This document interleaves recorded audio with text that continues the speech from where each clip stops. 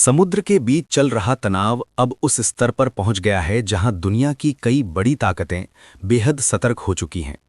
Middle east का वही संवेदनशील समुद्री क्षेत्र जहां से हर दिन वैश्विक ऊर्जा व्यापार गुजरता है, इस समय अंतर्राष्ट्रीय राजनीति का केंद्र बन गया है। हालात इतने गंभीर माने जा रहे हैं कि कई देश संभावित संघर्ष की आशंका को ध्यान में रखते हुए अपनी रणनीतियां बदल रहे हैं। इसी बीच एक बयान ने पूरी चर्चा को नई दिशा दे दी। इराज इलाही ने कहा कि भारत और ईरान के संबंध केवल औपचारिक कूटनीतिक रिश्ते नहीं हैं, बल्कि भरोसे और सहयोग पर आधारित हैं। उनके शब्दों में, भारत के लोग ईरान के लिए अपने जैसे हैं और दोनों देशों ने कठिन समय में एक दूसरे का साथ दिया है। ये बयान ऐसे समय में आया जब कई देश इस संकट से दूरी बनाकर चल रहे हैं। यही वो बिंदु है जहां सवाल उठने लगे कि आखिर इस पूरे संकट में भारत की भूमिका अचानक इतनी महत्वपूर्ण क्यों दिखाई देने लगी है। पिछले कुछ दिनों में भारत और ईरान के बीच कूटनीतिक संपर्क तेज हो गए हैं। जानकारी के अनुसार एस जयशंकर ने ईरान के विदेश मंत्री से कई बार बातचीत की है। इसके अलावा नरेंद्र मोदी ने भी सीधे इब्राहिम राइसी के साथ चर्चा की। ये सारी बातचीत ऐसे समय में हो रही है जब पूरी दुनिया की नज़रें स्ट्रेट ऑफ हॉर्मुज पर टिके हुई हैं। ये वही समुद्री मार्ग है जहां से होकर दुनिया के बड़े हिस्से का तेल और गैस निर्यात गुजरता है।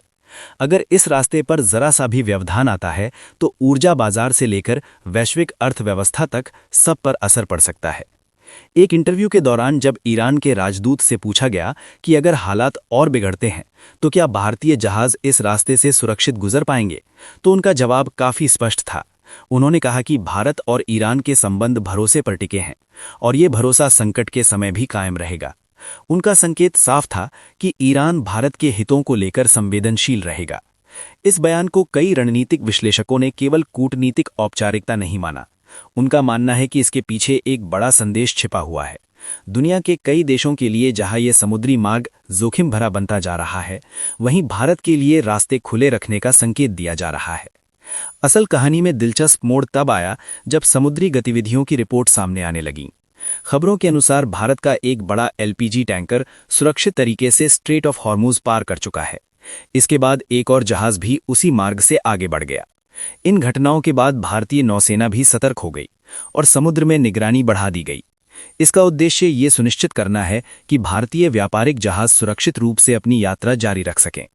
इस तरह एक तरफ जहां कई देश इस मार्ग को लेकर चिंतित हैं, वहीं भारतीय जहाज लगातार अपनी मंजिल की ओर बढ़ते हुए दिखाई दे रहे हैं। लेकिन इसी बीच एक और खबर सामने आई जिसने पूरे क्षेत्र में तनाव और बढ़ा दिया। रिपोर्ट्स के मुताबिक अमेरिका ने ईरान के सबसे महत्वपूर्ण तेल केंद्रों में से एक खार्ग आइलैंड के आसपास सैन्य कार्रवाई की।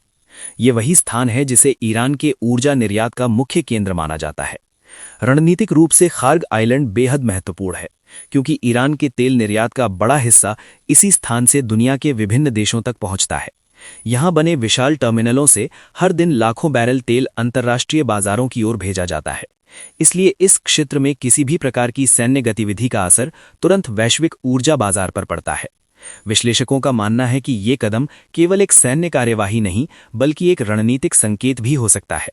अमेरिका ने यह भी कहा है कि अभी तक ऊर्जा बुनियादी ढांचे को सीधे निशाना नहीं बनाया गया है, लेकिन अगर समुद्री मार्गों को बाधित करने की कोशिश होती है तो स्थिति और गंभीर हो सकती है। इस पूरे घटनाक्रम का असर भारत पर भी पड़ सकता है। भारत अपनी ऊर्जा जरूरतों का बड़ा हिस्सा आयात करता है। खासकर एलपीजी गैस के मामले में देश की बड़ी मात्रा विदेशों से आती है और उसका अधिकांश हिस्सा इसी समुद्री मार्ग से होकर गुजरता है। इसी संभावित जोखिम को देखते हुए भारत ने वैकल्पिक रणनीतियों पर भी काम शुरू कर दिया है। रिपोर्ट्स के अनुसार घरेलू उत्पादन बढ़ाने के निर्देश दिए गए हैं और आवश्यक संस्थानों के लिए गैस आपूर्ति को प्राथमिकता देने की योजना बनाई गई है। इसके अलावा भारत ने ऊर्जा आपूर्ति को सुरक्षित रखने के लिए रूस से कच्चे तेल का आयात भी बढ़ाया है। माना जा रहा है कि हिंद महासागर में रूसी तेल से भरे कई जहाज मौजूद हैं जिन्हें जरूरत पड़ने पर भारतीय बंदरगाहों की ओर भेजा जा सकता है। यानी इस पूरे संकट के बीच भारत केवल इंतजार करने की नीति पर नहीं चल रहा, बल्कि संभावित परिस्थितियों के लिए पहले से तैयारी कर रहा है। अब पूरा मामला कूटनीति, रणनीति और ऊर्जा सुरक्षा के संतुलन पर आकर टिक गया है। अगर आने वाले समय में तनाव कम होता है तो हालात धीरे धीरे सामान्य हो सकते हैं, लेकिन अगर स्थिति और बिगड़ती है तो इसका असर केवल मिडिल ईस्ट तक सीमित नहीं रहेगा, बल्कि वैश्विक अर्थव्यवस्था और ऊर्जा बाजार दोनों को प्रभावित कर सकता है। ऐसे में आने वाले दिन काफ़ी महत्वपूर्ण माने जा रहे हैं। भारत के सामने चुनौती ये है कि वो अपनी ऊर्जा सुरक्षा बनाए रखे और साथ ही वैश्विक राजनीति के इस जटिल दौर में संतुलित भूमिका भी निभाए। अब सबसे बड़ा सवाल यही है कि क्या ये तनाव केवल रणनीतिक दबाव बनाने की कोशिश है या फिर दुनिया किसी बड़े टकराव की ओर बढ़ रही है। आने वाले कुछ दिन इस पूरे समीकरण को स्पष्ट कर सकते हैं।